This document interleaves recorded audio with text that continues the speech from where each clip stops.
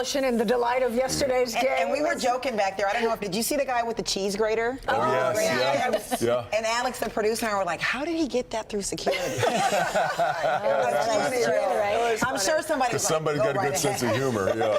It's been 24 hours since the Lions pulled out that win over the Packers. Their 12th victory of the season was not only their biggest, but arguably their toughest. Here's a closer look at the crazy ending to Thursday Night Football. Ball game. And what a game. For the third time this season, Jake Bates kicked his team to a victory. But how did the Lions manage to give themselves that opportunity? Let's rewind all the way back to the previous Packers drive. 3rd and goal from the 14-yard line. Jordan Love trying to make something out of nothing, but is brought down by Ezekiel Turner. Turner is one of the many new faces on the Lions defense. He was signed to the practice squad just under a month ago.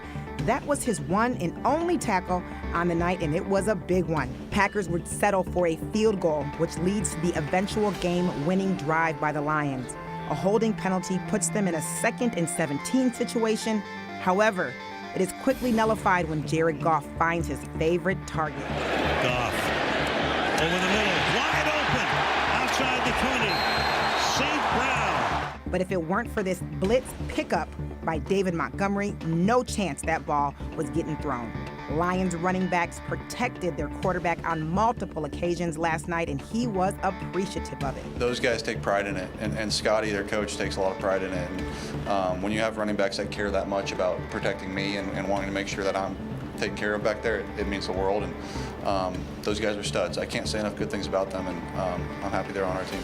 And then, of course, there was the 4th down conversion that had the whole sports world talking this morning. Every single player on that Lions offense threw a block on this play, and you can see just how much of a push they got on the Packers.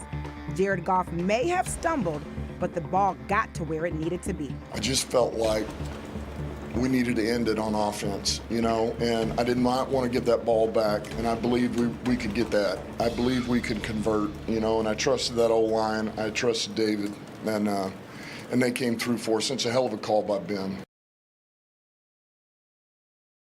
There is so much to unpack from last night's game. Here are 3 numbers that really demonstrate just how historic it was. Starting with Jared Goff. He shook off that 3rd quarter interception and at one point completed 14 passes in a row. But he also became the first quarterback in league history to complete 5 passes to 6 different receivers in a single game. Plus 183. The Lions have a point differential of plus 183 this year, and that marks the highest they have reached throughout the first 13 games of a season in team's history. Not to mention, they have scored 20 or more points in every single game since Week 2 loss at Tampa Bay. And finally, lucky number 11. The Lions have achieved a franchise record of 11 straight wins, this last one securing them a spot in the playoffs for a 2nd consecutive season. But they are hungry for more. We want to go in on our own terms, and we want to find a way to get this 1 seed, and that's the priority. You know, certainly you got to win the division, and then you get this 1 seed, and we took a step closer to winning this division and doing what I just mentioned. I think they feel like I feel. I really believe that. And it's like, yeah, I think everybody be like, okay, that's great. We did the old golf clap, but then we know what we want to do. And we talked about this really even after last year. We talked about it in the spring, talked about it in training camp. We know what our goals are. Candace, that was a great look at a great night. Nicely done. Fun to look at. Put it Way to together. go, Alex. All Yep. right. And thank you so much for being with us tonight for Local 4 News at 11, your Saturday edition.